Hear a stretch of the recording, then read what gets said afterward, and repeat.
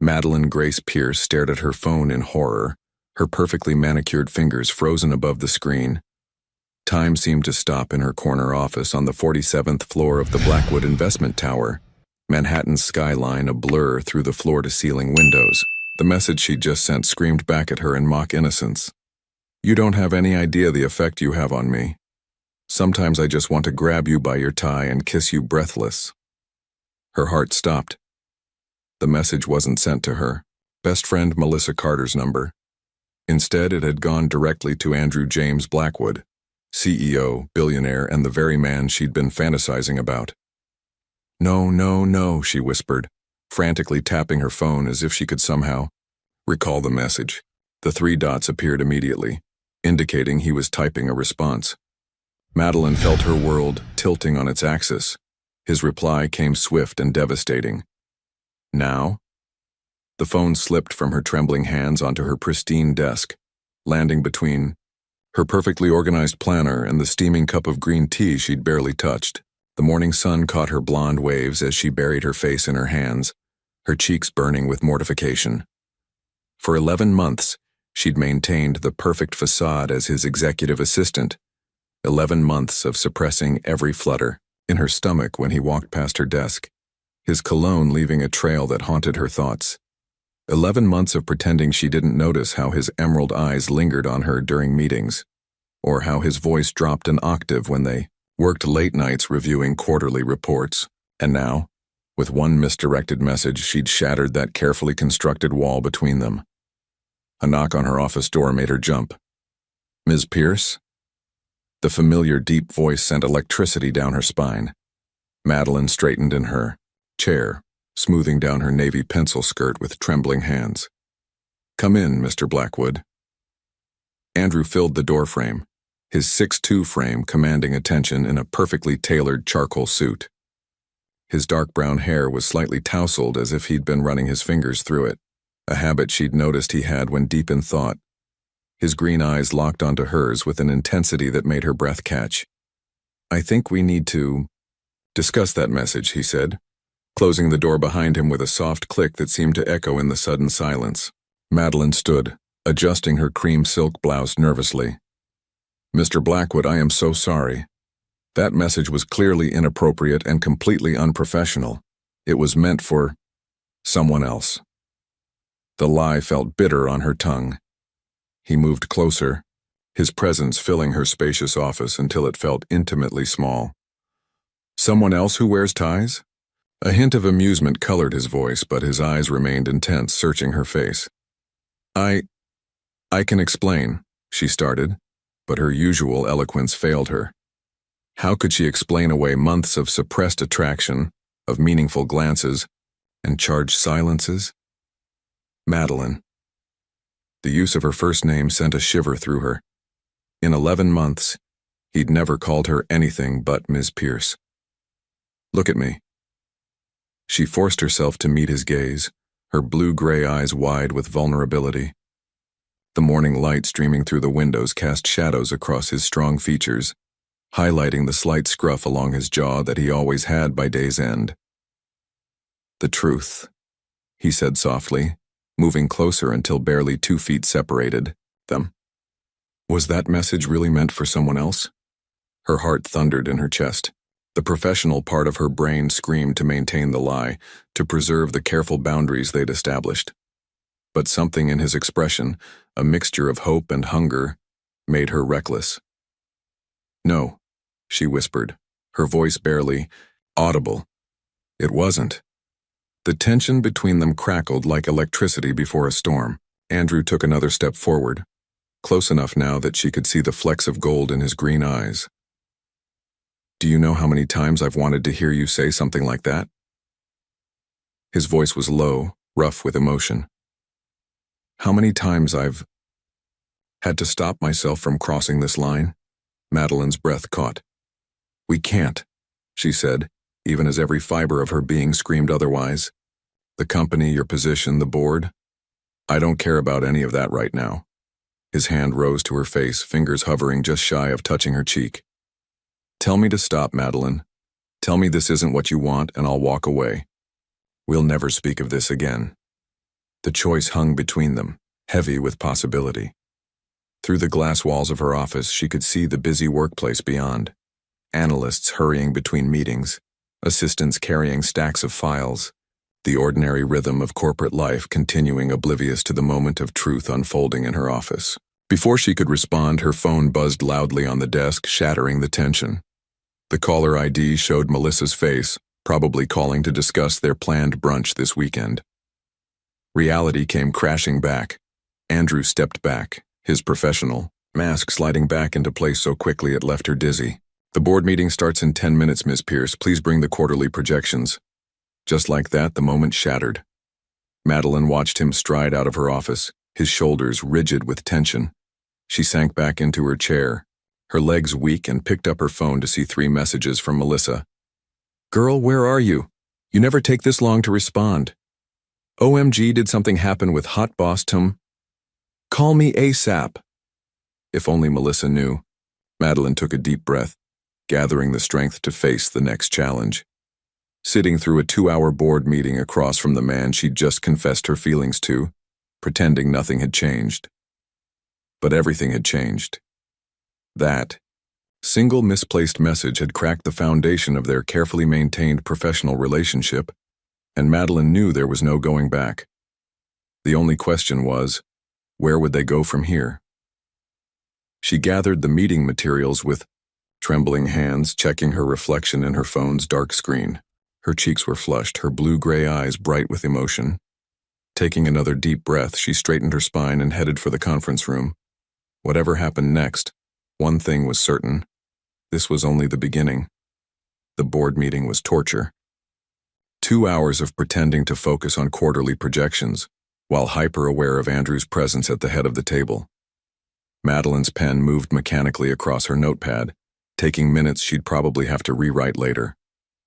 Every time he spoke, his deep voice sent shivers down her spine, making her hyper-conscious of their earlier encounter. "And that brings us to the Morrison merger," Andrew was saying, his commanding presence drawing every eye in the room. Every eye except Madeline's, which remained stubbornly fixed on her notes. "Ms. Pierce has prepared a comprehensive analysis of the potential risks and benefits." Her head snapped up at the mention of her name, meeting his gaze for the first time since he'd left her office. The intensity in his green eyes made her breath catch. "Yes," she managed, her voice steady despite her racing heart. She stood, smoothing her skirt with one hand while distributing documents with the other. As you can see from the projections on page 3, the presentation was her element. Numbers, facts, analyses. These were safe territory. But every time she glanced in Andrew's direction, she caught him watching her with an expression that made her lose her train of thought. After the meeting, board members filed out discussing lunch reservations and golf games. Madeline gathered her materials, hyper-aware that Andrew hadn't moved from his seat at the head of the table. "Excellent presentation, Ms. Pierce," he said, once they were alone, his voice carrying that slight roughness that made her stomach flip. "Thank you, Mr. Blackwood." She kept her tone professional, even as her pulse quickened. "Will there be anything else?" He stood, adjusting his cuffs, a gesture she'd seen 1,000 times but now seemed charged with meaning. "Have dinner with me tonight." It wasn't a question. Madeline's fingers tightened on her portfolio. "I don't think that would be appropriate." "Appropriate?" He moved closer, his cologne surrounding her. Was that message appropriate, Madeline? The use of her first name again made her shiver. That was a mistake. Was it? His voice dropped lower. Look me in the eyes and tell me you didn't mean every word. Before she could respond, the conference room door opened. Richard Morrison strode in, his calculating gaze taking in their proximity before they could step apart. Andrew, just the man I wanted to see, Richard said, his smile not reaching his eyes. Oh, and Ms. Pierce. Excellent work on the merger analysis. Thank you, Mr. Morrison. Madeline seized the opportunity to escape, gathering her remaining papers. If you'll excuse me, gentlemen. She felt Andrew's eyes on her as she left, but didn't dare look back. Her phone buzzed insistently as she reached her office. 3 missed calls from Melissa, and a string of texts. Mads, you can't drop a bomb like that and ghost me. I'm coming over at lunch. This requires emergency sushi and all the details. Also, I may have seen your hot boss, TM, looking particularly broody this morning. Coincidence? I think not. Madeline sank into her chair, finally allowing herself to process the morning's events. The message. Andrew's response. That moment in her office when he'd been close enough to kiss. A knock on her doorframe made her jump. Working through. Lunch again? Melissa Carter stood there, takeout bags in hand, her curly brown hair wild from the autumn wind. Not today, honey, we need to talk. Mel, I can't. Nope, no excuses. Melissa breezed in, dropping the food on Madeline's desk and closing the door. Spill. What happened this morning? Madeline buried her face in her hands. I did something incredibly stupid. Those are my favorite kind of stories. Melissa pulled up a chair, unpacking containers of sushi. Details. Now. Just as Madeline opened her mouth to confess, her computer pinged with a new email. From Andrew. Subject, dinner. My car will be waiting outside at 8. This isn't a request. Oh my God. Melissa had read the email over her shoulder. Mads, what exactly did you do? I sent him a text, Madeline whispered, face burning. The text that was meant for you about wanting to grab his tie and... You didn't! Melissa's squeal could probably be heard 3 floors down. The thirst message, to Andrew, actual billionaire Blackwood. It was an accident. Honey, that's not an accident, that's fate. Melissa popped a piece of sushi in her mouth, grinning. And clearly he's into it. Look at that email.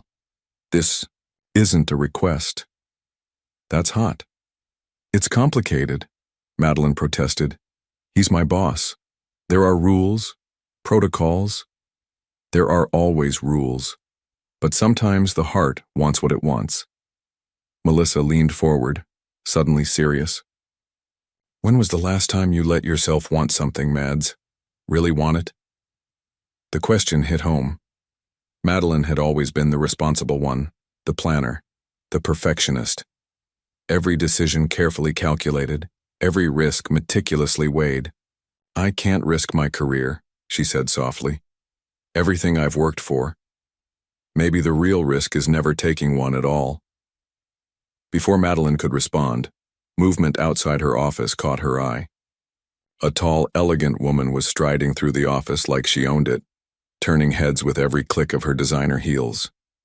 Who is that? Melissa whispered, following her gaze. The woman stopped at Andrew's office, greeting him with a familiar kiss on the cheek. Madeline's stomach dropped as she recognized her from the society pages and charity gala photos. Charlotte Elizabeth Hastings, she said, the name tasting bitter. Andrew's ex-fiancée. Melissa's eyes widened. Ex? As in they broke up 6 months ago and apparently she's back. They watched as Charlotte followed Andrew into his office, her hand lingering on his arm. Through the glass walls, Madeline could see them talking intimately, Charlotte's perfect red lips curved in a smile that spoke of shared history. Well, Melissa said, squeezing Madeline's hand, this just got interesting. Madeline's phone buzzed, again with another email from Andrew, 8 p.m. Don't make me come find you. She stared at the screen, then at Charlotte's elegant figure in Andrew's office, feeling like she was standing on the edge of a cliff.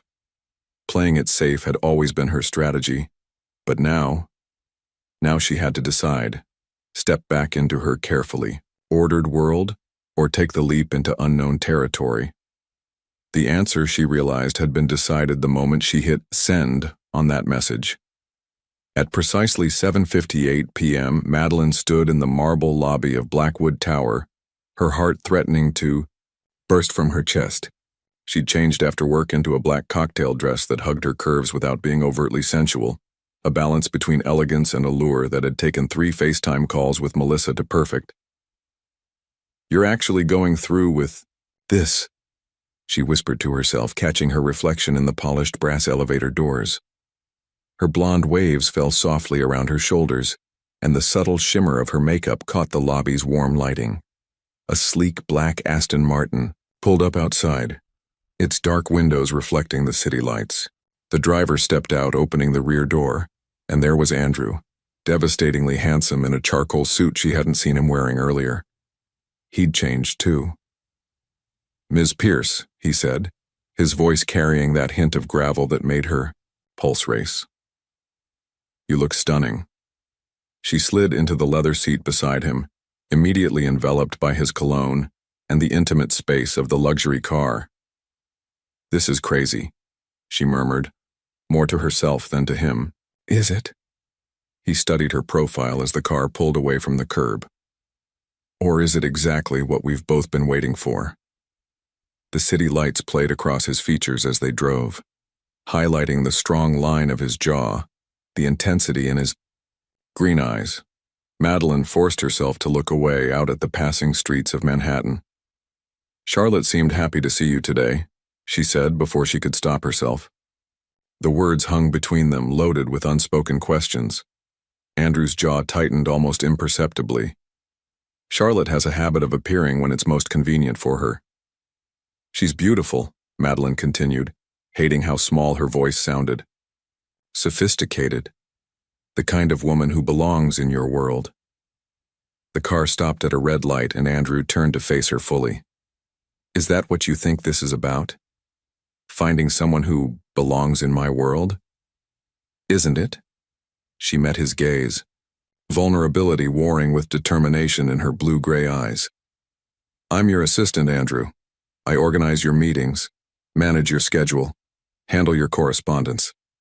I'm not—" "You're not what?"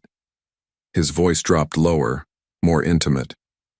"Not the woman who drives me crazy every day with her intelligence, her dedication, the way she bites her lip when she's concentrating." Heat flooded Madeline's cheeks. The car moved again, turning onto a quiet street away from the main thoroughfare. "Where are we going?" she asked, desperate to change the subject. "Somewhere private," he replied, "where we can talk without the whole world watching."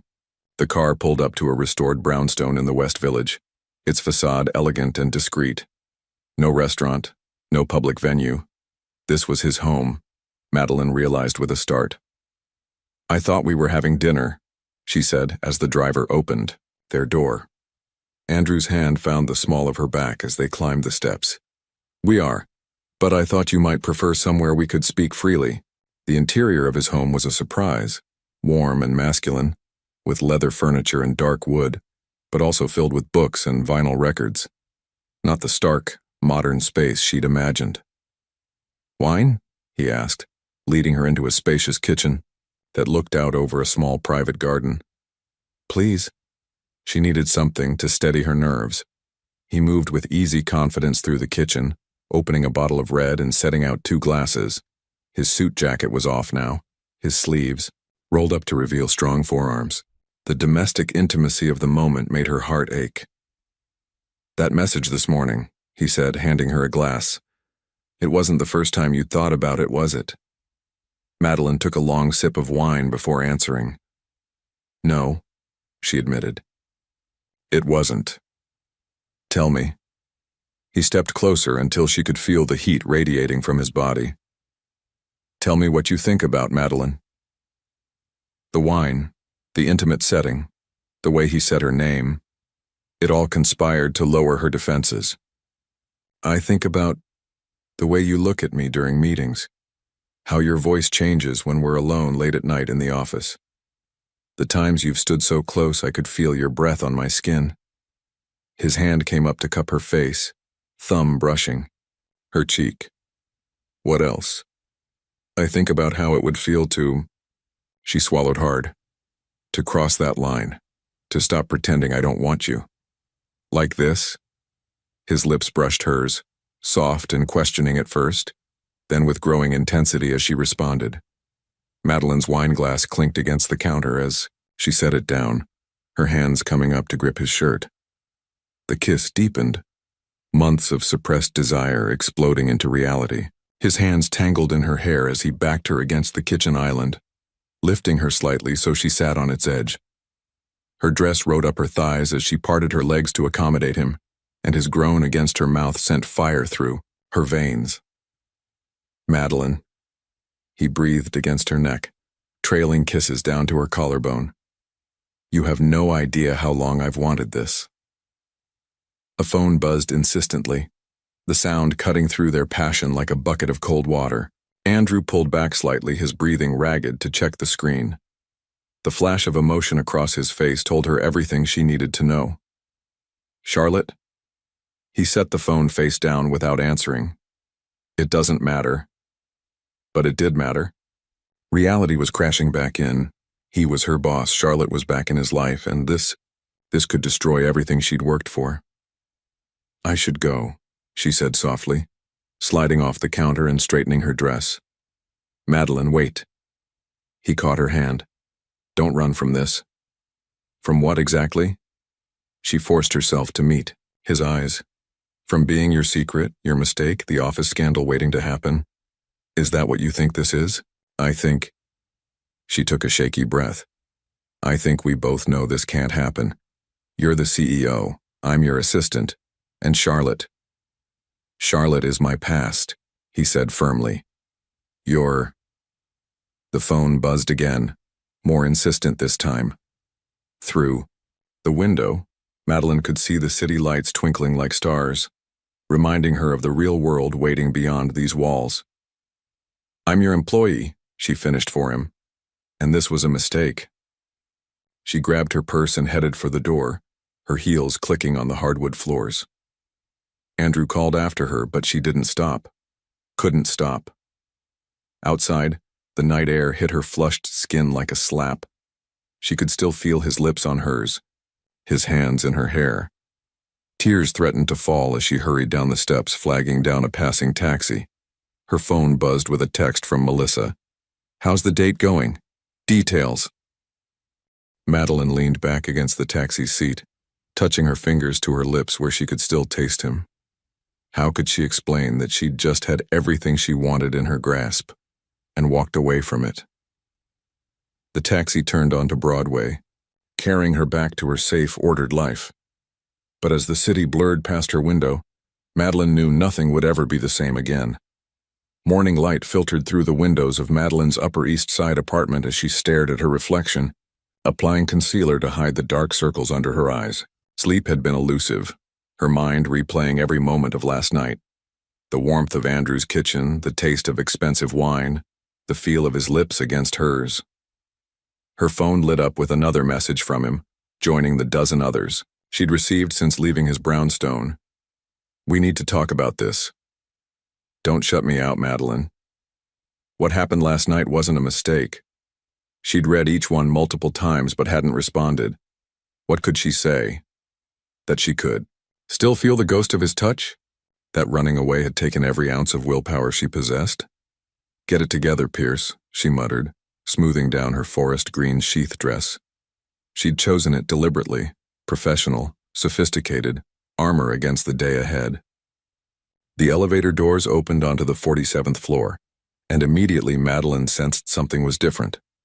Conversations hushed as she passed, replaced by meaningful glances and whispered words.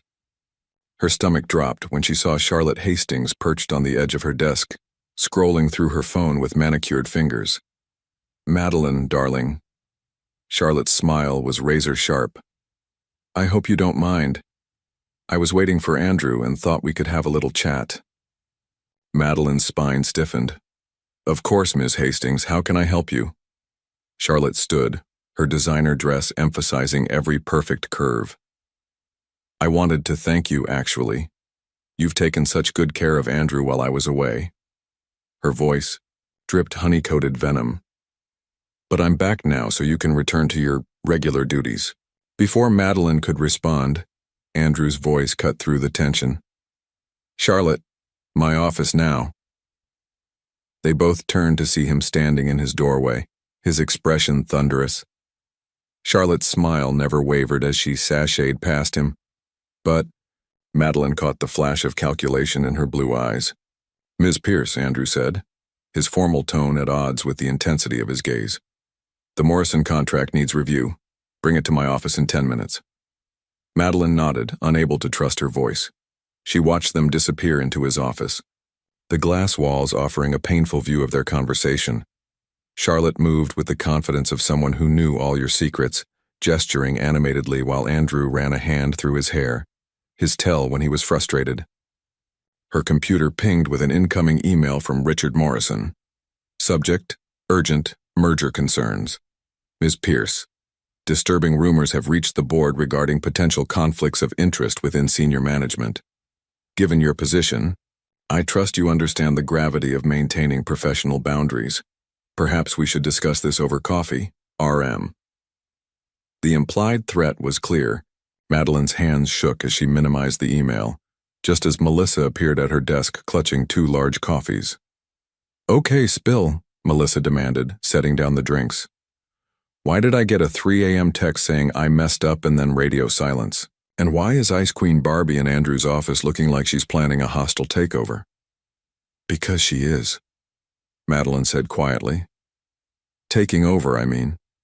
She's making it clear that she's back in Andrew's life. After what happened last night? No way. Melissa leaned closer, lowering her voice. What exactly did happen last night? Heat flooded Madeline's cheeks as memories flooded back. Andrew's hands in her hair, his body pressing her against the kitchen counter, the way he'd whispered her name. We kissed, she admitted. And then I ran away. You what? Melissa's voice rose, drawing curious glances. She continued in a fierce whisper. Please tell me you're joking. Hot CEO finally makes a move and you ran? What choice did I have? He's my boss, Mel. And now? She gestured at her screen, showing Melissa the email from Richard. That sneaky bastard, Melissa muttered. He's trying to use this against Andrew, isn't he? The merger would give Morrison enough board votes to challenge Andrew's position, Madeline finished, and now he has ammunition. Movement in Andrew's office caught their attention.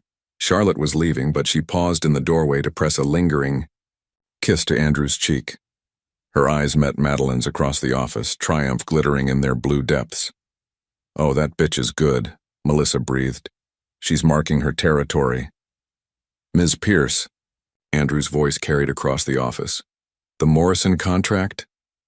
Madeline gathered the files with trembling hands. Melissa squeezed her arm. Remember who you are, Mads. Don't let them see you sweat. The walk to Andrew's office felt like crossing a minefield. Every eye in the office followed her progress, wondering, speculating. She closed the door behind her, hyper-aware of the glass walls exposing them to curious onlookers. Lock it, Andrew said quietly. She hesitated, her hand on the handle. I don't think that's appropriate. Madeline. The way he said her name made her breath catch. Please.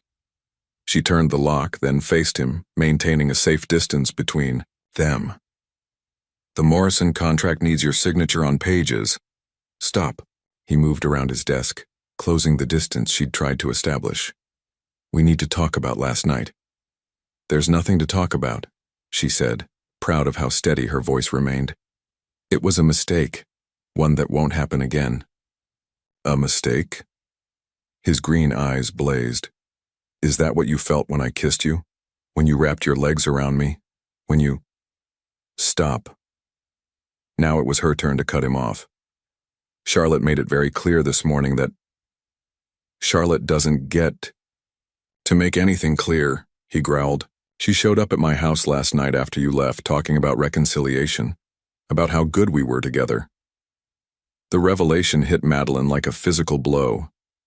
And nothing. I sent her away. He stepped closer, close enough that she could smell his cologne. But she's not going to give up easily. And now Morrison's involved. I got his email, Madeline admitted. He's using this to threaten the merger. Andrew's jaw clenched. Morrison's always wanted my position. And Charlotte, she's always wanted the power that comes with being a CEO's wife. They're working together. All the more reason to stop this now, Madeline said, even as her body betrayed her by swaying toward his. Your position, the company. His hand caught her chin, tilting her face up to his. Do you know what I thought about all night? Not the company, not Charlotte, not Morrison, you, the way you taste. The sounds you made when I kissed you. The way you feel in my arms. Andrew, she breathed, her resolve crumbling. The office phone buzzed, making them jump apart. His secretary's voice crackled through the speaker. Mr. Blackwood, the board members are gathering for the emergency meeting. Ms. Hastings called it this morning. Reality crashed back in. Madeline stepped back, straightening her dress. You should go, they're waiting. This isn't over, he said, his voice low and intense. Whatever game Charlotte and Morrison are playing, I won't let them win. And I won't let you go, Madeline. Not like this. She fled his office, feeling the weight of stares following her. At her desk, another email waited. Subject, dinner tonight. Charlotte Hastings requests the pleasure of your company for dinner. 8 p.m., Le Bernardin. Let's discuss your future with the company, shall we? CH. Madeline stared at the screen, her heart pounding. The battle lines were being drawn, and she was caught in the crossfire. Tonight would change everything. She just wasn't sure if she was ready for what that change might bring.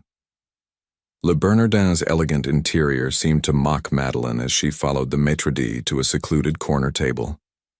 Charlotte Hastings sat, like a queen holding court, a glass of champagne already in hand. Her midnight blue dress probably cost more than Madeline's monthly rent. Right on time, Charlotte smiled, gesturing to the empty chair. I appreciate punctuality in an employee. Madeline smoothed her black cocktail dress, another emergency styling session with Melissa, and sat down. Thank you for the invitation, Ms. Hastings. Please, call me Charlotte, she signaled the waiter. Champagne for my guest. We're celebrating. What exactly are we celebrating? Madeline asked, her voice carefully neutral. Charlotte's perfect red lips curved. My return to New York, of course, and to Andrew's life. She leaned forward, lowering her voice conspiratorially. I should thank you, actually. You've kept him entertained while I was away. The champagne arrived, but Madeline didn't touch. Tio, I think there's been a misunderstanding about my relationship with Mr. Blackwood. Oh, darling. Charlotte's laugh was musical but sharp. Let's not play games. I know about last night, about the kiss, about how you ran away. She took, a delicate sip of champagne. Did you really think someone like you could keep someone like him? The word stung, but Madeline refused to show it. My professional relationship with Mr. Blackwood is exactly that. Professional. Of course it is. Because you're smart enough to know how this ends.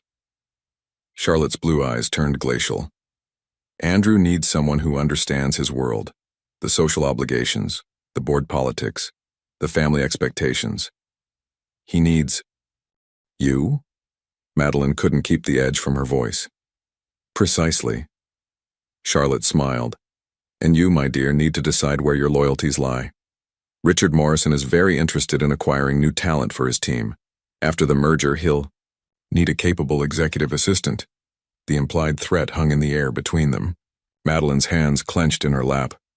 Are you offering me a job, Ms. Hastings, or threatening my current one? I'm offering you an opportunity.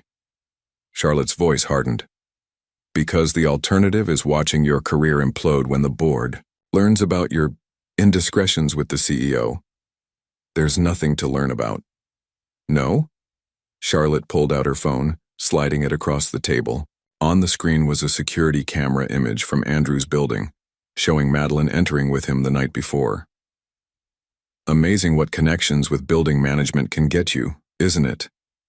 Madeline's blood ran cold, but years of boardroom negotiations had taught her to keep her expression neutral.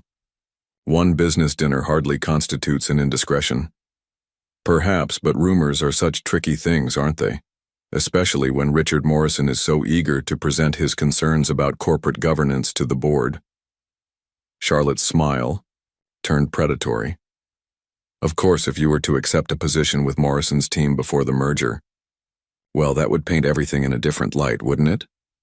The waiter approached with menus, but Charlotte waved him away. We won't be staying for dinner. I think Ms. Pierce needs time to consider her options.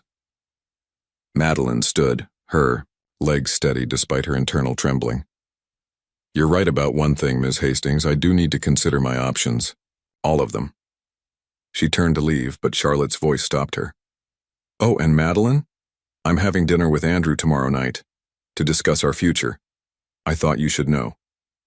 The walk to the restaurant's entrance felt endless. Outside, the October air hit her face like a slap, and she gulped it gratefully. Her phone buzzed, a text from Andrew.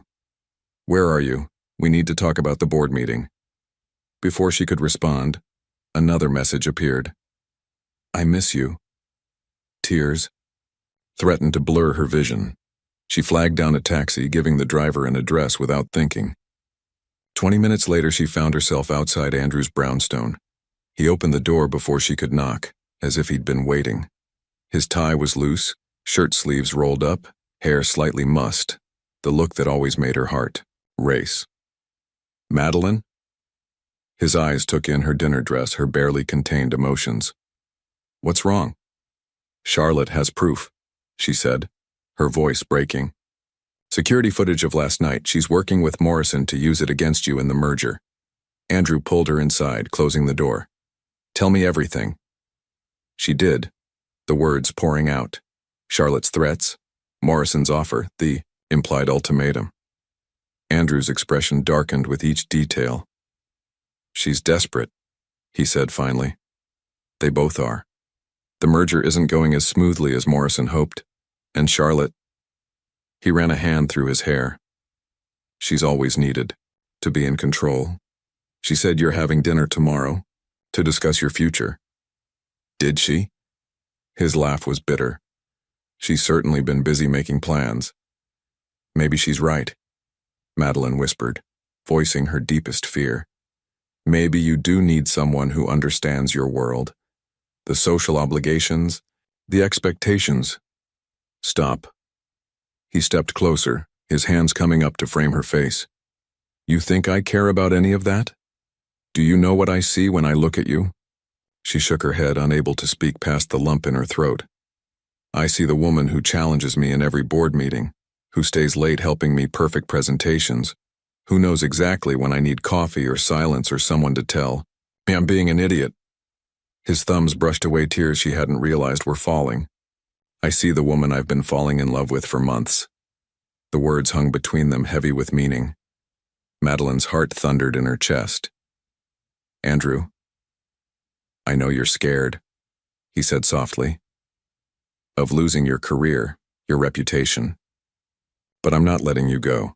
Not for Charlotte, not for Morrison, not for anyone. It's not that simple, she protested, even as she leaned into his touch. The board. To hell with the board. His voice was fierce. I built this company from nothing. I've spent years playing by their rules, being who they wanted me to be. But not anymore. He kissed her then, and it was different from their first kiss. Not desperate passion, but something deeper. A promise. Madeline melted into him, her hands gripping his shirt as if he could anchor her in the storm. When they finally broke apart, she rested her forehead against his chest, listening to his heartbeat. What are we going to do? We're going to fight, he said simply. But first, he tilted her chin up, his green eyes intense. I need to know if you're with me, really with me, because once we take this stand, there's no going back. Madeline thought of Charlotte's smug smile, of Morrison's threats, of all the carefully constructed walls she'd built around her heart. And then she thought of this man, brilliant, complicated, impossible, who was offering to risk everything for her. I'm with you, she whispered, and felt him exhale shakily against her hair. Whatever comes next, I'm with you. Outside, the city hummed with its usual energy, unaware that in a quiet brownstone in the West Village, two people had just declared war on the carefully ordered world of Manhattan's elite. Tomorrow would bring battles and consequences, but for now, in the warmth of Andrew's arms, Madeline finally stopped running. Madeline woke to sunlight streaming through unfamiliar windows and the scent of freshly brewed coffee. For a moment, she was disoriented. This wasn't her apartment, wasn't her bed. Then she felt Andrew's warm hand on her back, and memories of last night flooded back. "Good morning," he murmured, pressing a kiss to her shoulder. She was still wearing her cocktail, dress now hopelessly wrinkled from falling asleep on his couch during their late-night strategy session. "What time is it?" she asked, sitting up and attempting to smooth her blonde waves. "Early. We have time." He handed her a steaming mug of coffee, already fixed exactly how she liked it. One splash of cream, no sugar. Of course he'd noticed how she took her coffee after all those late nights at the office. "We need a plan," she said, taking a grateful sip. "Charlotte won't wait long to make her move." Andrew's expression hardened. "No, she won't, especially not after I canceled dinner with her tonight." "You're really not going?" He caught her hand, pressing a kiss to her palm. "I'm done playing their games, Madeline. But we need to be smart about this." A knock at the front door made them both freeze. Andrew moved silently to the window, then relaxed. "It's just Melissa." Sure enough, Melissa's voice called through the door. "Mads, I brought reinforcements and a change of clothes. Because, girl, I know you're still in that cocktail dress." Madeline opened the door to find her best friend laden with garment bags in what looked like half a Starbucks store. "How did you know I was here?" "Please." Melissa breezed past her, setting everything down on the kitchen island. "Where else? Would you go after that showdown with the Ice Queen? Also, you shared your location with me last night, remember? Safety first." She pulled out a sleek white sheath dress and matching blazer. "Now let's get you looking like the powerhouse you are. We have battles to win." An hour later, Madeline stood in Andrew's master bathroom, transformed. The white ensemble was perfect. Professional, but powerful. Melissa had worked magic with her makeup, making her look fresh and polished despite the emotional night. "The board meeting's at 10, Andrew said when she emerged. He'd changed into a sharp navy suit that made his green eyes even more striking. "Ready to face them?" "Together," she said firmly. The ride to Blackwood Tower was silent, both lost in thought. In the elevator, Andrew squeezed her hand once before they separated. She to her office, he to his. Melissa was already at Madeline's desk, typing furiously on her laptop. As the company's head of digital communications, she had access to everything they needed. "You won't believe what I found," she said without looking up. "Remember that charity gala last spring where Charlotte supposedly raised millions? The numbers don't add up. And guess who was on the financial committee with her?" "Richard Morrison," Madeline breathed, looking at the documents Melissa had pulled up. Bingo. They've been working together for months, way before this merger was even announced. "And there's more." Melissa lowered her voice. "That security footage Charlotte showed you? I did some digging. The building management company was recently acquired by Morrison Holdings." Andrew finished from behind them. They turned to find him holding a stack of papers, his expression grim. "Just like the real estate firm that's been quietly buying up shares of Blackwood Investments through shell companies. He's planning a hostile takeover," Madeline realized. "The merger is just a smokescreen." "And Charlotte's his inside track to the board," Melissa added. "She still has connections from when she was with Andrew." Before they could discuss further, Charlotte herself swept onto the floor, wearing a blood-red power suit and a triumphant smile. "Andrew, darling, ready for the board meeting? I have some fascinating items to add to the agenda." Andrew's face was impassive. "Actually, Charlotte, I think you'll find the agenda quite different from what you expected." She faltered slightly. "What do you mean?" "He means," Richard Morrison's voice cut in as he stepped off the elevator, "that someone has been leaking confidential merger documents to the press. The morning papers are quite interesting." Madeline's heart stopped until she saw Andrew's slight smile.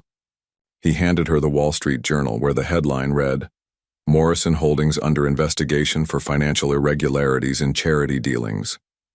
Charlotte's face went white. "You didn't?" "No," Andrew said calmly. "But someone did. Someone who apparently had access to all the financial records from last spring's gala. Fascinating reading, really." Morrison's face had turned an ugly shade of red.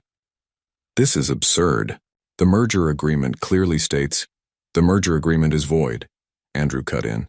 Given the evidence of undisclosed share purchases through shell companies, the SEC is very interested in that, by the way. Charlotte turned to Madeline, her eyes blazing. You did this. No, Ms. Hastings. Madeline stood, drawing strength from Andrew's presence beside her. You did this. When you tried to threaten me, manipulate Andrew, and help Morrison steal this company, we just exposed it. The board will never, Charlotte started, but Andrew cut her off. The board is waiting, actually, for a very different presentation than the one you planned. He gestured to the conference room where board members were indeed gathering. Shall we? What followed was the most extraordinary board meeting of Madeline's career. With surgical precision, she and Andrew laid out the evidence. Morrison's secret share purchases, Charlotte's financial manipulations, the planned hostile takeover disguised as a merger. This company was built on integrity, Andrew told the stunned board members. Something Ms. Hastings and Mr. Morrison seem to have forgotten. And your own integrity? Charlotte snapped. Sleeping with your assistant? I have never been anything but professional with Ms. Pierce, Andrew said calmly. Unlike you, Charlotte, I don't need to manipulate people or manufacture evidence to get what I want. The security footage, she started, shows exactly what happened, Madeline interrupted. A business dinner to discuss the Morrison contract, which, given today's revelations, was clearly a wise decision. The board's verdict was unanimous. The merger was canceled. Morrison was referred to the SEC for investigation, and Charlotte was escorted from the building by security, her perfect composure finally cracking. Hours later, after the lawyers had gone and the press statements had been issued, Madeline found Andrew in his office, staring out at the Manhattan skyline. Hey, she said softly. He turned, and the look in his eyes made her breath catch. We did it. We did. She moved to stand beside him, their shoulders touching. But you know this isn't over. The press will start digging, asking questions about us. Let them. He pulled her into his arms. I meant what I said last night, Madeline. I'm done hiding how I feel about you. Even if it complicates things. Everything worth having comes with complications. He brushed a strand of hair from her face. The question is, are you ready for them? Madeline thought about the morning's events. The fear, the triumph, the exhilarating feeling of fighting beside this man instead of running from her feelings. Yes, she said, pulling him down for a kiss that felt like a beginning. I'm ready for everything. Outside his office, Melissa was fending off reporters with her usual flair, while shell-shocked board members tried to process the day's events. Tomorrow would bring new challenges, new battles to fight. But for now, in the golden light of sunset streaming through the windows of Blackwood Tower, Madeline and Andrew held each other, knowing they'd chosen the harder path, and neither of them would have it any other way. Blackwood CEO and assistant, love or corporate scandal. Morrison holding stock plummets amid SEC investigation. Power couple rocks Wall Street, the real story. The headlines screamed from every newsstand in Manhattan. Madeline scrolled through them on her tablet while curled up in Andrew's bed, the Sunday morning sun warming her bare shoulders. A week had passed since the dramatic board meeting, and the media frenzy showed no signs of dying down. Stop reading those, Andrew murmured, pulling her closer and pressing a kiss to her temple. They're just trying to sell papers. The Wall Street Journal called me an ambitious social climber, she said, unable to keep the hurt from her voice. And page 6 suggests I've been sleeping my way to the top since day 1. Andrew took the tablet from her hands, setting it aside. And anyone who knows you knows that's ridiculous. You're the most capable, honest person I've ever met. The board doesn't seem to think so. She turned to face him, taking in his sleep-tousled hair and concerned green eyes. Did you see the email from Henderson? Suggesting you transfer to another department, yes? His jaw tightened. I told him where he could put that suggestion. Maybe he has a point. Madeline sat up, pulling the sheet around her. The appearance of impropriety. Stop. Andrew caught her hand. We've done nothing wrong. You earned every promotion, every accolade. I won't let them erase your achievements. Because of us." Before she could respond, both their phones buzzed simultaneously. Melissa had sent them a link to a breaking news story. Charlotte Hastings speaks out, the truth about Andrew Blackwood. "Don't read it," Andrew said, but Madeline was already clicking the link. The article was vicious. Charlotte painted herself as the wronged fiancée, claiming Andrew had been carrying on with Madeline throughout their engagement. She described private moments that had never happened, meetings that had never taken place. "She's lying," Andrew said, his voice tight with anger. "You know she's lying." "Of course I know." Madeline got up, pacing the bedroom. "But it doesn't matter what's true. It matters what people believe." Her phone rang. Melissa. "Tell me you've seen it," her friend said without preamble. "I'm already drafting a response, but we need to get ahead of this. The morning shows are calling for interviews." "No interviews," Andrew called from the bed. "He's right," Madeline said. "We're not playing their game." "Fine, but you need to see this too." Melissa sent another link, this time to social media, where Team Madeline was trending. Young professional women were sharing their own stories of workplace relationships, of fighting to be taken seriously, of refusing to apologize for finding love. "See?" Melissa's voice softened. "Not everyone's buying Charlotte's lies. Some people actually see the real story here." After hanging up, Madeline stood at Andrew's bedroom window, looking out over his private garden. The autumn leaves were turning golden, creating a peaceful contrast to the chaos of their lives. "What are you thinking?" Andrew asked, coming up behind her and wrapping his arms around her waist. "I'm thinking about the first time I saw you," she admitted. "In the elevator, my first day. You were on your phone, completely focused on some crisis, but you still held the door for me when I was running late." "I remember," he said softly. "You thanked me and immediately started organizing papers you'd dropped. I thought, now there's someone who doesn't waste time feeling flustered." She turned in his arms. "Did you know then that we'd end up here?" "I knew you were different." He traced her cheek with his thumb. "I knew you saw me. Not just the CEO, not the billionaire, but me." "Just like you saw me," she whispered. "The real me, not just the assistant." Their moment was interrupted by another phone call, this time Andrew's private line. His expression darkened as he answered. "Mother," he said, making Madeline's heart skip. "Yes, I've seen the articles. No, Charlotte is lying, and because I'm in love with someone else." He said it so naturally, so firmly, that tears pricked Madeline's eyes.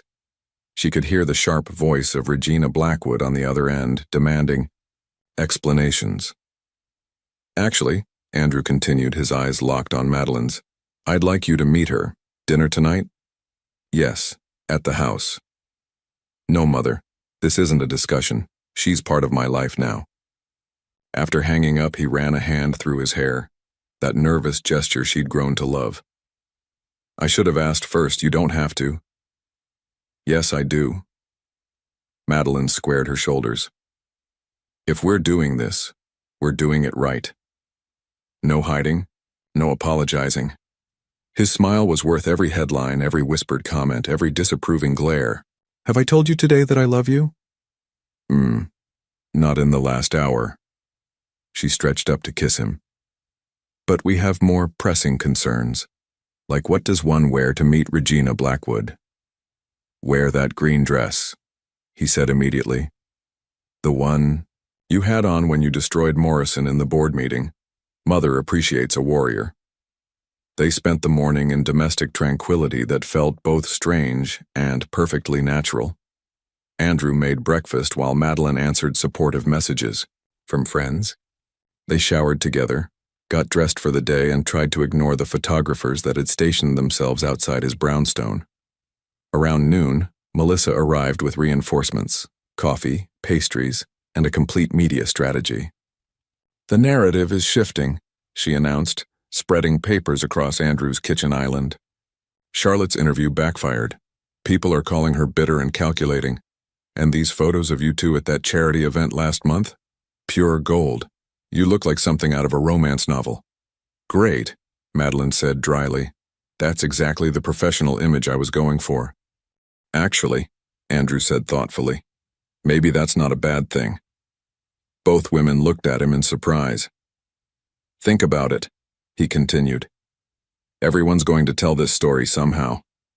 Why not let them tell the true one? Two people who found each other despite the complications, who chose integrity over easy paths, who fought for what they believed in, together.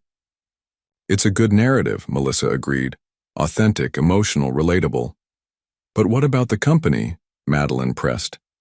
The board, the shareholders. The company will be fine. Andrew pulled her close. In fact, our stock is up since the Morrison scandal broke. Turns out investors appreciate leaders who stand up to corporate raiders and corrupt executives.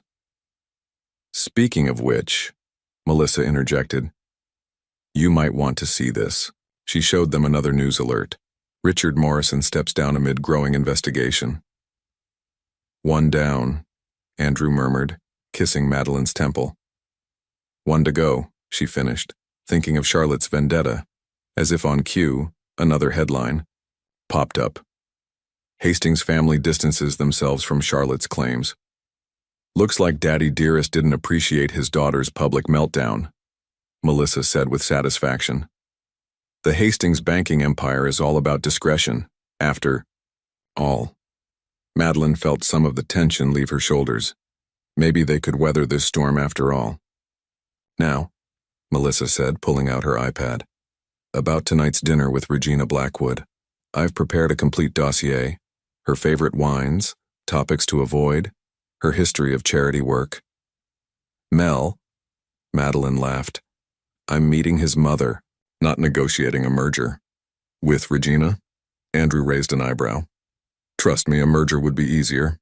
But as Madeline looked around the kitchen, at Andrew's amused smile, Melissa's fierce protectiveness, the evidence of their shared life already taking shape in this space, she felt ready for whatever came next. Let Regina Blackwood judge her. Let Charlotte plot her revenge. Let the media spin their stories. She and Andrew had fought for this love, and they would keep fighting. Together. Okay, she said, taking the iPad from Melissa.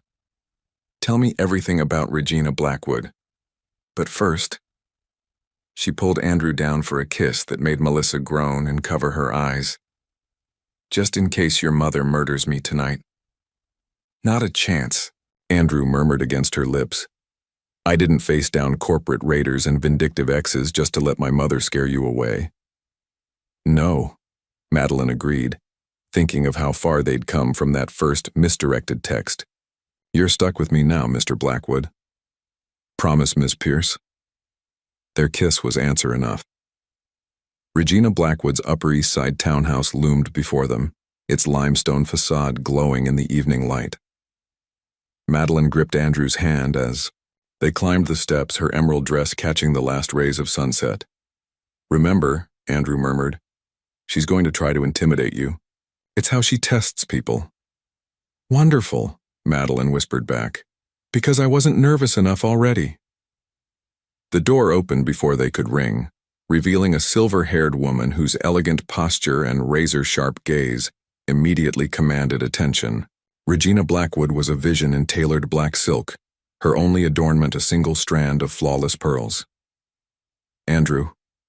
She kissed her son's cheek, then turned that penetrating gaze on Madeline. And this must be the woman who's been causing such a stir in the press. Mother, this is Madeline Pierce. Andrew's hand found the small of Madeline's back supporting her. The woman I love. Regina's perfectly arched eyebrow rose slightly. Indeed. Well, do come in. Harrison has opened a lovely Bordeaux that needs attention. The townhouse's interior was a testament to old money and impeccable taste. They followed Regina through rooms filled with antiques that probably belonged in museums, finally reaching a formal dining room where a distinguished-looking butler was pouring wine. Ms. Pierce, Regina said as they settled into their seats, I understand you graduated summa cum laude from Columbia. Yes, Mrs. Blackwood. And yet you chose to begin your career as an assistant. The words carried a subtle sting. Madeline lifted her chin. I chose to learn the business from the ground up, to understand every aspect of how successful companies operate. By sleeping with the CEO? The question was delivered with deadly precision.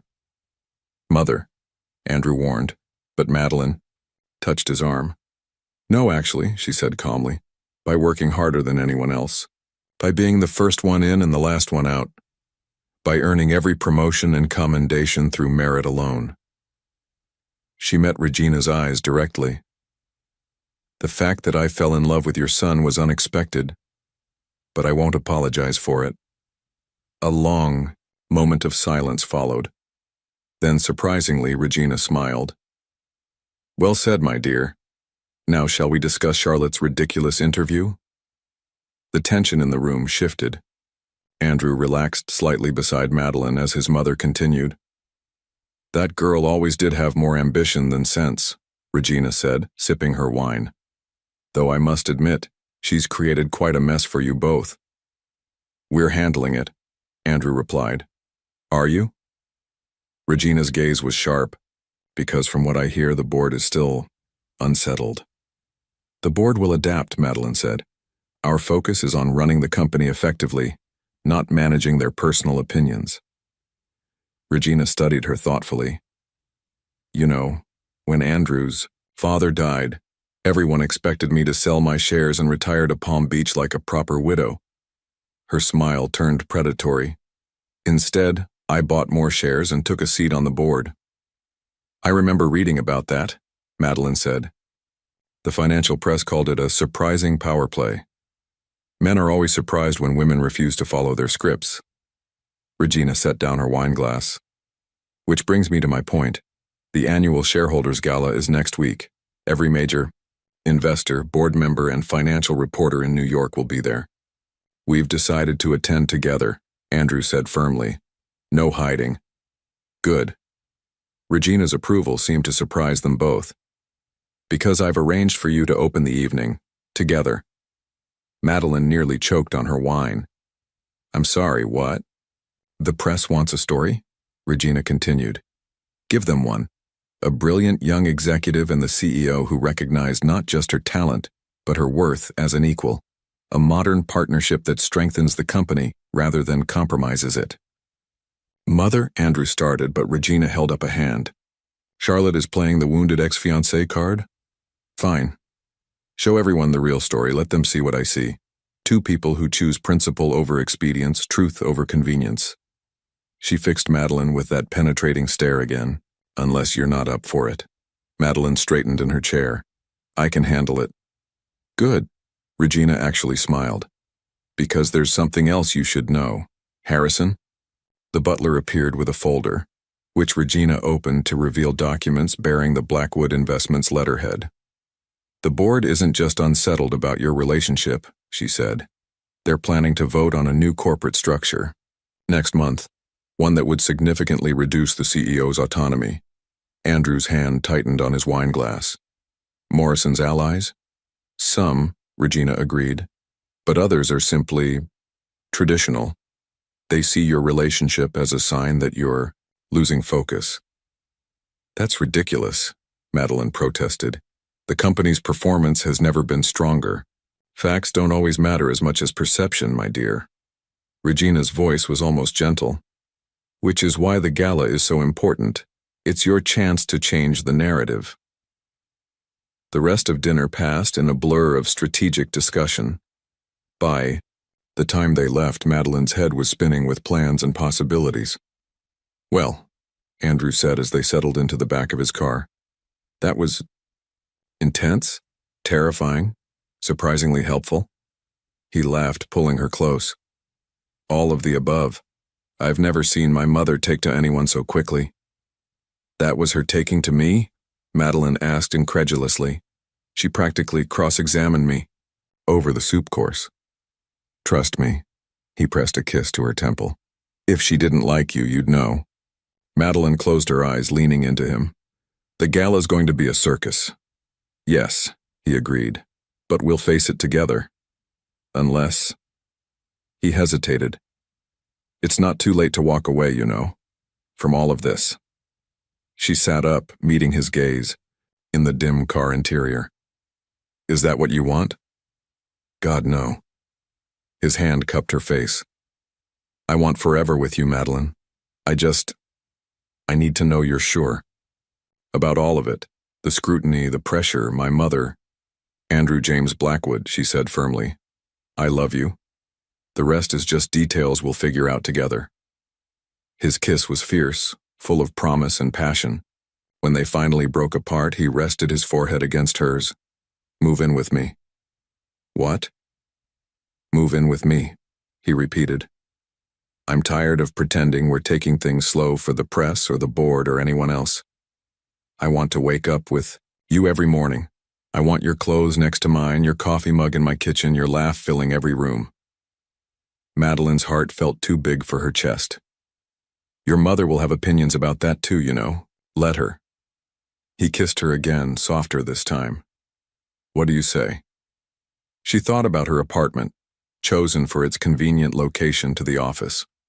About the life she'd built around being the perfect executive assistant. About how none of that seemed to matter anymore, not compared to this man and the future they could build together. Yes, she whispered against his lips. Yes to all of it.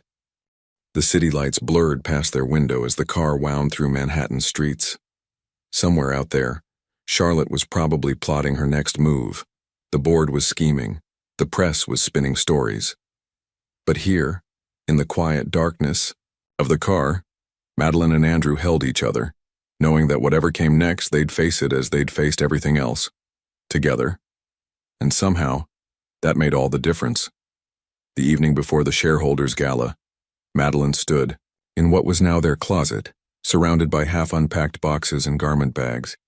Moving in with Andrew had been a whirlwind of logistics and emotions, punctuated by paparazzi trying to catch glimpses of her carrying boxes into his brownstone. You're overthinking it, Melissa said from her perch on a vintage leather armchair, watching Madeline sort through dresses. The blue Valentino is perfect for tomorrow. Nothing about tomorrow is perfect, Madeline muttered, running her fingers over the silk gown in question. The board vote is in 3 days. Half the financial press will be there, and Charlotte can't touch you anymore.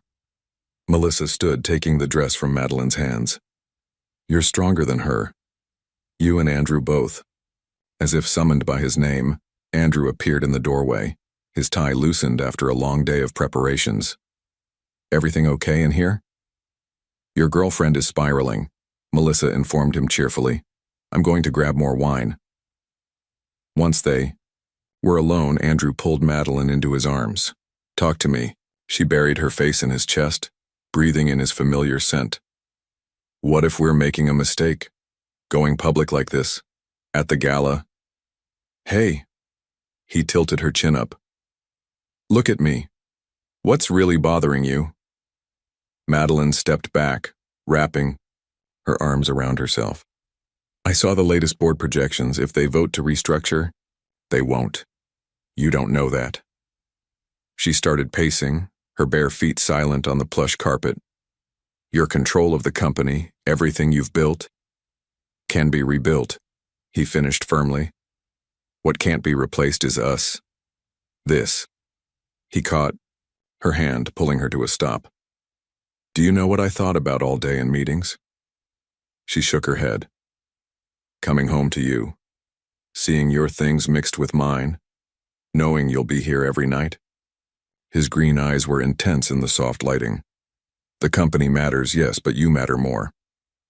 Before she could respond, both their phones buzzed simultaneously. Melissa's voice floated up from downstairs. Guys, you need to see this. They found her in the kitchen, tablet in hand, looking pale. Charlotte just went live on Instagram. The video was already going viral. Charlotte, perfectly coiffed and looking vulnerable in soft lighting, spoke directly to the camera. I've stayed quiet about the real reason Andrew and I ended our engagement. But with tomorrow's gala approaching, I feel I owe everyone the truth. The night Andrew ended things, I had just told him I was pregnant. Madeline's knees went weak. Andrew's face had turned to stone. I lost the baby soon after. Charlotte continued, tears glimmering. But the truth is, Andrew chose his assistant over his own child, over our family. I'm speaking out now because the shareholders deserve to know who's really running Blackwood Investments. The video ended. Silence filled the kitchen. She's lying, Andrew said quietly. We hadn't been together for months before I ended the engagement. She never told me about any pregnancy because there wasn't one. Can you prove it? Melissa asked, already typing furiously on her phone. The dates, Madeline said suddenly. Charlotte was in Paris that entire month. There are photos, society coverage, already on it. Melissa's fingers flew over the screen. And I'm calling in favors from every fashion editor and society columnist I know. If she was spotted drinking champagne at any events, Andrew's phone rang. Regina Blackwood. Mother, he answered, putting it on speaker. I assume you've seen it. Of course I have. Regina's voice was steel. Charlotte clearly doesn't remember that I sit on the board of the hospital she claims to have visited. Records can be verified. How long? Madeline asked. Give me an hour. And Andrew? Wear the navy Brioni tomorrow. Madeline, dear, the blue Valentino. Now, if you'll excuse me, I have some calls to make. After she hung up, Melissa let out a low whistle. Your mother is terrifying and amazing. She's right about one thing, Andrew said, pulling Madeline close. We stick to the plan, no matter what Charlotte throws at us. The gala, Madeline started, will go exactly as we planned. He brushed a strand of hair from her face. You and me showing everyone exactly who we are and what we stand for. Melissa's phone pinged. Twitter's already turning on Charlotte. People are pointing out inconsistencies in her story. Timelines don't match. Oh, and look who just posted. She showed them a tweet from a prominent fashion photographer. Interesting story from CH. Especially since I shot her dancing and drinking at the Vogue Paris party during the exact week she claims. Receipts available. More posts followed. Society columnists, event planners, even Charlotte's former assistant, all subtly, or not so subtly, poking holes in her story. Regina works fast, Andrew murmured. Remind me never to cross your mother, Melissa said, gathering her things. Okay, crisis managed for now. I'll see you both tomorrow. Try to actually sleep, okay? After she left, Madeline and Andrew stood in their kitchen, holding each other in comfortable silence. Move in with me, he said suddenly. I already am. She gestured at the boxes surrounding them. No. He pulled back to look at her. Marry me. Madeline's heart stopped. What? Marry me. His hands framed her face. Not because of Charlotte or the board or any of it. Marry me because I love you. Because I want to spend the rest of my life coming home to you. Fighting battles with you. Building something real with you. Andrew. Tears spilled down her cheeks. I know the timing is insane, he continued. I know tomorrow is huge and everything is complicated. But that's exactly why I'm asking now. Because when the world is chaos, you're my clarity. You're my home. He reached into his pocket and pulled out a ring, vintage platinum and diamonds, elegant and timeless. I've been carrying this for weeks, waiting for the perfect moment. But every moment with you is perfect, even the hard ones. Madeline looked at the man she loved, powerful CEO, devoted son, and somehow still the person who held doors for strangers, and remembered how she took her coffee. Yes, she whispered. Yes, yes. She laughed through her tears as he slid the ring onto her finger. 1,000 times yes. His kiss tasted of joy and promise and forever. When they finally broke apart, Madeline looked at her ring, then at their reflection in the window.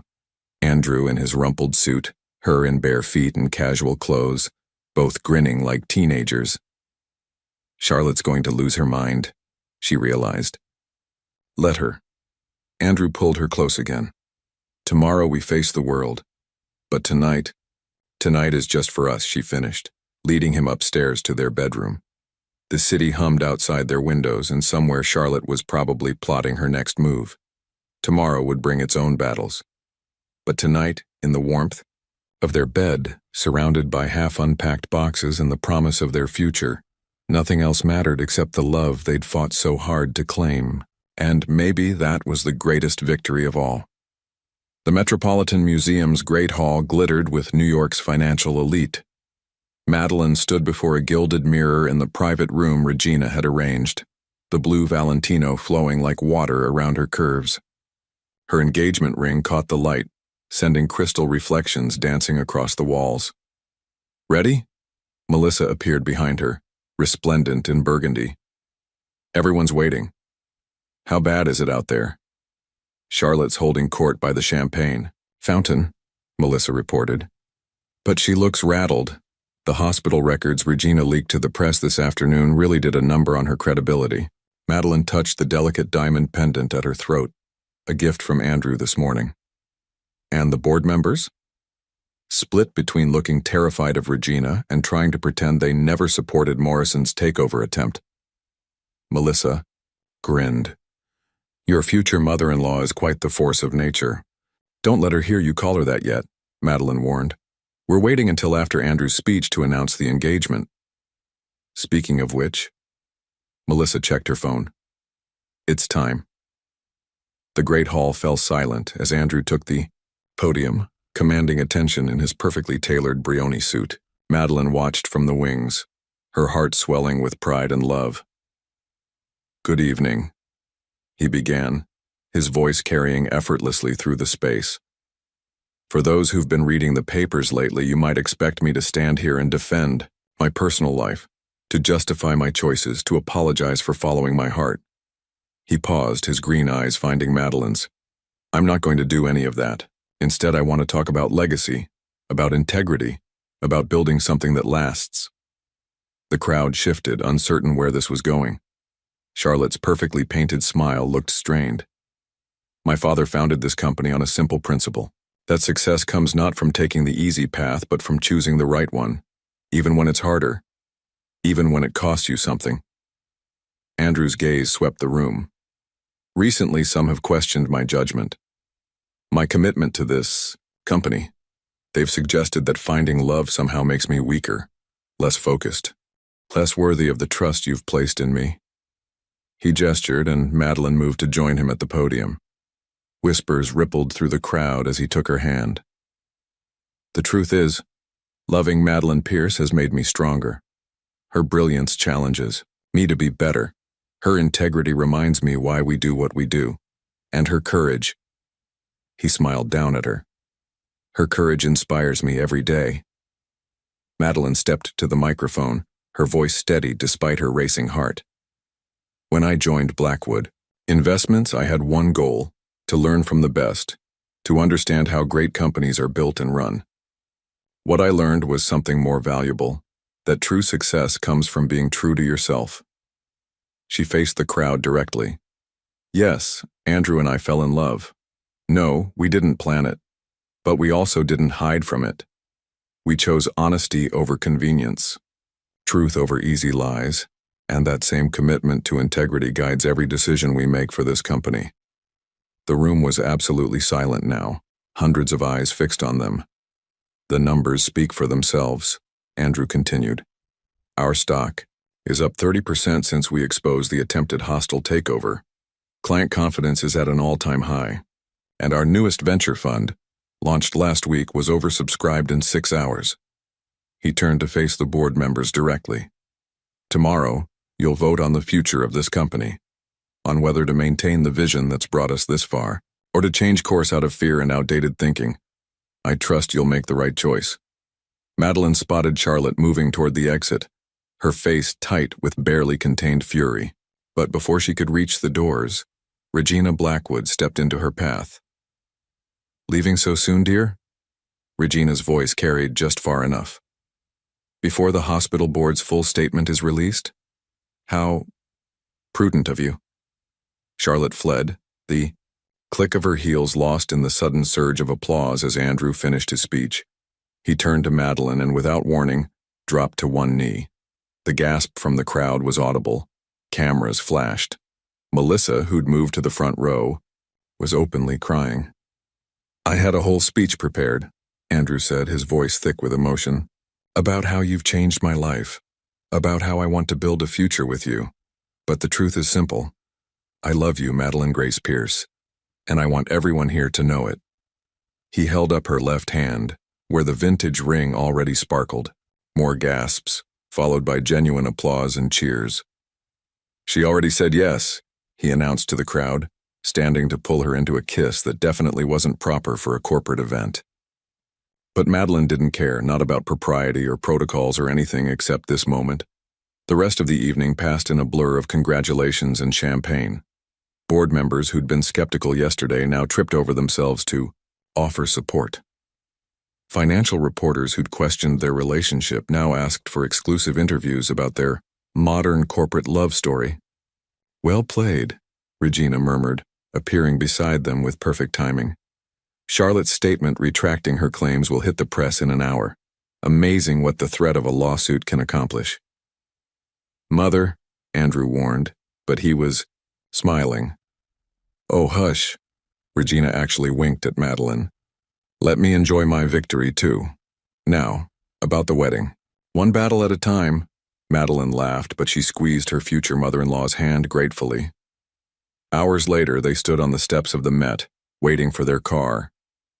The autumn night was crisp, stars somehow visible despite the city lights. Hey. Andrew pulled Madeline close, wrapping his jacket around her shoulders. You okay? She looked up at him. This man who'd changed everything, who'd fought for their love as fiercely as she had. More than okay. I'm happy. Really, truly happy. Even with all the chaos, the press, the board, my mother planning our wedding already. Especially with all that. She reached up to touch his face. Because it's real. It's messy and complicated and perfectly us. He kissed her then, soft and sweet and full of promise. When they broke apart, he rested his forehead against hers. I love you, future Mrs. Blackwood. I love you too. She smiled. But I'm keeping my name professionally. Someone has to maintain order in the office. Wouldn't have it any other way. Their car arrived, but for a moment they just stood there, holding each other under the stars.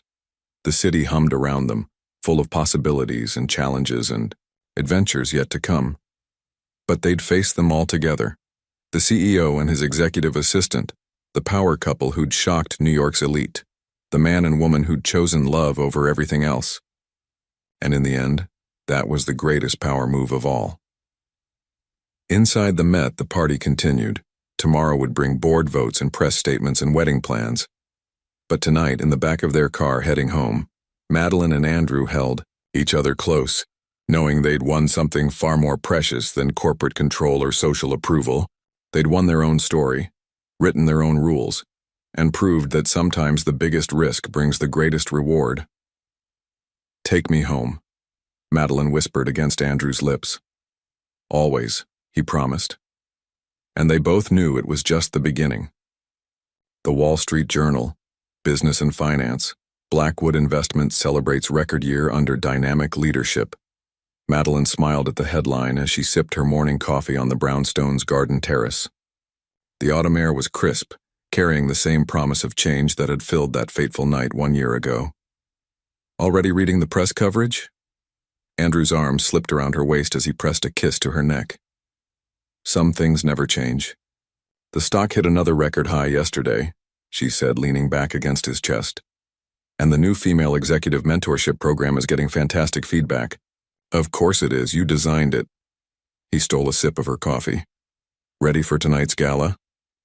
She turned to face him, straightening his tie, a gesture that still made them both smile, remembering that first impulsive text message. You mean, am I ready to celebrate our first anniversary while half of Wall Street watches? What could go wrong? Well, he pretended to consider. My mother has only invited 300 of her closest friends. Charlotte is safely in Europe with her new duke, and Melissa has threatened bodily harm to any reporter who tries to crash the private ceremony. Madeline laughed, thinking of her best friend, now Blackwood Investments head of communications and recently engaged herself. Melissa does take her maid of honor duties seriously. Speaking of duties, Andrew's hand drifted to her stomach, still flat but holding their secret. How are you feeling? Better. The morning sickness is finally easing up. They hadn't announced the pregnancy yet, wanting to keep this joy to themselves a little longer. Your mother knows, though. Mother knows everything, he agreed ruefully, but she's actually kept quiet about this one. She's too busy running the foundation. After the gala last year, Regina had thrown herself into expanding the Blackwood Foundation's work with professional women, turning it into a powerhouse of mentorship and opportunity. The sound of heels on stone made them turn. Melissa appeared, tablet in hand and looking characteristically frazzled despite her designer suit. There you are. The Times wants a comment on the leadership initiative. The caterer needs final numbers for tonight and... She paused, grinning. Charlotte's engagement to the Duke just hit page 6. Karma really is beautiful. Tell the Times I'll give them an exclusive on the initiative's expansion next week, Madeline said, shifting seamlessly into business mode. And add 2 to the catering count. Richard Morrison's replacement is bringing his wife. Already handled. Melissa's grin widened. Oh, and that other thing you asked about? It's all set. Andrew raised an eyebrow at his wife. What other thing? You'll see. Madeline kissed him quickly. I have a board meeting to run. Try not to miss me too much. Impossible, he called after her as she headed inside. Hours later, Madeline stood in their bedroom, putting the finishing touches on her makeup. The emerald gown she'd chosen highlighted the subtle curves of her early pregnancy, though only those who knew would notice. Almost ready? Andrew appeared in the doorway, devastatingly handsome in his tuxedo. The car's here, and you know how Mother feels about lateness.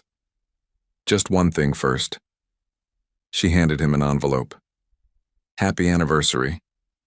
Inside was a copy of the latest board resolution, officially naming Madeline Pierce Blackwood as the new Chief Operating Officer of Blackwood Investments. The vote was unanimous, she said softly. Even Mother cried a little. Andrew pulled her into a fierce kiss, careful not to smudge her makeup. I am so proud of you, and so incredibly lucky. We both are. She touched his face tenderly. Now come on, Mr. Blackwood. We have a party to attend. Lead the way, Mrs. Pierce Blackwood. They descended the brownstone steps hand in hand, just as they had countless times over the past year. But tonight felt special, a celebration not just of their love, but of everything they'd built together. The car pulled away from the curb, carrying them toward their future. In the back seat, Madeline's head found its familiar place on Andrew's shoulder, their fingers intertwined. I love you, he murmured into her hair. More every day. I love you too. She smiled, thinking of all they'd overcome to reach this moment, always. The city lights blurred past their window, a symphony of possibility. They'd written their own love story, defied expectations, and proved that sometimes the greatest risk brings the most beautiful rewards. And this was just the beginning. The band. If you were in Madeline's shoes, would you have the courage to risk a brilliant and carefully constructed career for a forbidden love? Between following society's rules or listening to your heart, which path would you choose? In a world where relationships in the corporate environment are so criticized, is it worth fighting for true love even when everyone seems to be against you? Your participation in the channel is very important. Please leave your opinion in the comments. Thank you for watching. If you enjoyed the story, please subscribe to our channel and leave a comment below letting us know what you thought. Your feedback and support mean a lot to us. Stay tuned for more exciting stories.